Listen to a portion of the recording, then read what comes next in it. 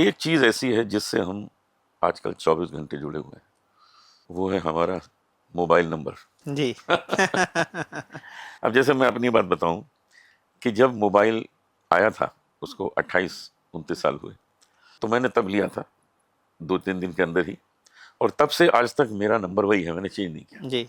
इसका मतलब वो सूट करता है जी। कि मुझे कभी इस तरह का कोई कष्ट नहीं आया, ठीक है, बाकी कष्ट आए, जी। लेकिन ये जो प्रोफेशनल लेवल है वो अभी तक बना रहा। तो जो लोग सक्सेस नहीं पा रहे हैं, कहीं सेल नंबर से, मोबाइल नंबर से संबंध है उसका? देखिए, नंबर्स आपकी वाइब्रेशन को दिखाता है। मोबाइल नंबर का मैं आपको अपना मोबाइल चेक करने का एक तरीका आपको बता देता हूँ। इसमें जो सेकंड लास्ट जो नंबर होता है वह सामने वाले का होता है, जो आपको फ़ोन करता है, और जो लास्ट नंबर है वह आप खुद हैं। तो कभी भी आपका सेकंड लास्ट नंबर लास्ट वाले नंबर से बड़ा नहीं होना चाहिए। जैसे मान लीजिए कि आपका लास्ट वाला नंबर सेकंड लास्ट नंबर से हमेशा बड़ा होना चाहिए, जैसे 01, 02, 03, 05, और कभी भी मोबाइल नंबर के लास्ट में 00 नहीं होनी चाहिए।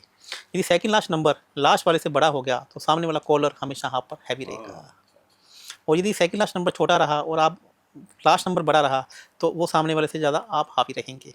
और कभी भी लास्ट में 200 नहीं आनी चाहिए। ये 00 आती है तो आपकी बातों का सामने वाला आपको कॉल करेगा, आप सामने वाले को कॉल करेंगे तो उसके सार्थक अर्थ जल्दी से नहीं निकलेंगे। तो ये तो आचार्य जी बड़ा मुश्किल है संभालना, क्योंकि हमने अगर अपने हिसाब से कोई नंबर मांग लिया तो मिल भी जाता है, जी। लेकिन जो हमसे बात कर रहा है कहीं उसका नंबर इससे ज़्यादा पावरफुल है, तो वो जीत जाएगा ना। वो जी जाएगा। ये भाग्य की बात ये है भाग्य कि की आप बात है, किससे बात कर रहे हो, आप क्या। किससे बात कर रहे हैं और किससे नहीं बात कर रहे हैं। तो इसमें एक बात और भी मैं आपको बता देता हूँ कि लास्ट के 2 नंबर का टोटल भी आपके नेम नंबर से इसकी वाइब्रेशन को होना चाहिए। तो ये आपको बताता है कि आपसे सामने वाले की जो बात होगी वो कैसी होगी। सामने वाला जो बात करेगा वो हंसी मजाक से करेगा या हथौटी से करेगा, छोटी बात करेगा या लंबी बात करेगा। ये भी हम सामने वाले के मोबाइल नंबर को देखकर हम बता सकते हैं। श्रावण के दिन आ गए, जी। भगवान शंकर की हर जगह जय जयकार हो रही है। जी। भगवान शंकर हमारे जीवन में कितने सहयोगी हैं? शंकर तीन देवता, जैसे ब्रह्मा विष्णु महेश, जैसे गॉड की हम यदि बात करें तो गॉड की यदि फुल फॉर्म है जनरेटर, ऑपरेटर एंड डिस्ट्रॉयर। तो उसमें जो डिस्ट्रॉयर हैं वह भगवान शिव हैं। हमारे जो 3 गुण हम कहते हैं, रासिक, सात्विक एंड तामसिक, उसमें जो तामसिक हैं वह भगवान शिव हैं। यदि हमें हमारी ज़िंदगी में वह ठहराव नहीं मिल रहा, वह सक्सेसफुल नहीं मिल रही, तो उसके भी कारक भगवान शिव है। भगवान शिव से बड़ा तो दुनिया में कोई नहीं है, और यदि उनकी तीसरी आंख खुल जाएगी तो विनाश होगा, सर्वनाश होगा।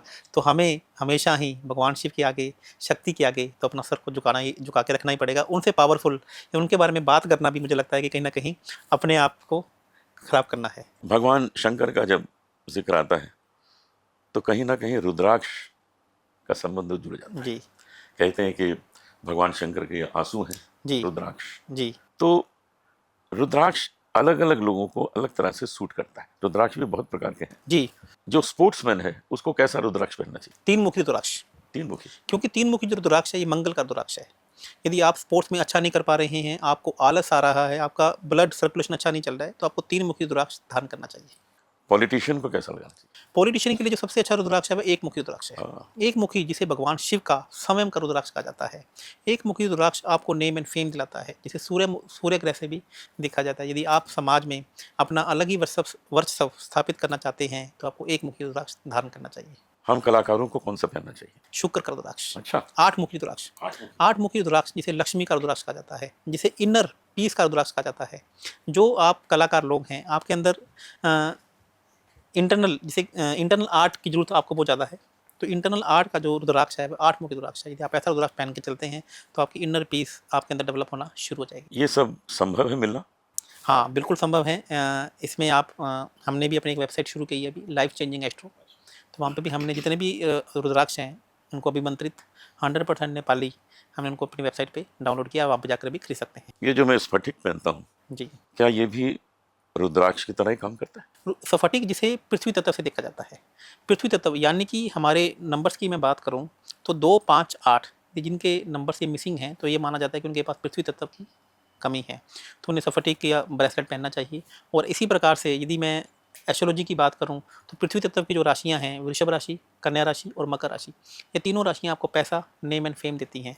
यदि आपको लगता है कि तीनों की चीज़ें आपके पास कमी महसूस हो रही है, आप घर नहीं खरीद पा रहे हैं, आपको भूमि नहीं बन पा रही है, तो आपको स्फटिक का ब्रेसलेट आपको धारण करना चाहिए। हर व्यक्ति आज धन के पीछे भाग रहा है।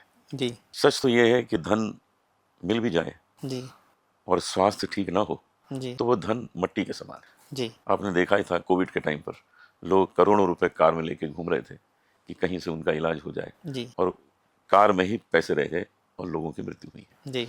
ये किस तरह समझा जाए कि धन की आवश्यकता आपको कितनी है और उसके आगे आप इससे ज्यादा ना भागें। देखिए भागना तो सबको है। मेरा यहाँ पे कंसेप्ट ये है कि आप पैसा इतना कमाएं कि पैसा आपको जो कमाना है वो समाज सेवा के लिए कमाना है। आप 100 करोड़ पे कमा रहे हैं, 1000 करोड़ पे कमाने हैं, पैसा तो आपको कमाना ही है, क्योंकि हमारे एस्ट्रोलॉजी में ये कहा गया है कि अच्छे लोगों के हाथों में यदि पैसा रहेगा तो वह समाज सेवा के काम आएगा, और यदि ये बुरे लोगों के हाथों में पैसा रहेगा तो कहीं ना कहीं वह गलत लोगों के पास में जाएगा। तो पहले तो आप ये समझ लीजिए कि जो लोग ये मानसिकता को लेकर बैठे हैं कि पैसा इतना ही काफ़ी है, हमें इतना ही हमसे संतुष्ट हैं, तो इसका मतलब ये है कि माँ लक्ष्मी आपसे नाराज़ हैं। आप माँ लक्ष्मी से नाराज़ नहीं है, माँ लक्ष्मी आपसे नाराज़ है। तो इसमें के लिए एक महालक्ष्मी योग मैं आपको बता देता हूँ कि जैसा जो ये लोग ये समझते हैं कि इतना पैसा काफ़ी है, तो उनको पहले सबसे पहले महालक्ष्मी योग अपनी कुंडली में एक्टिवेट करना चाहिए।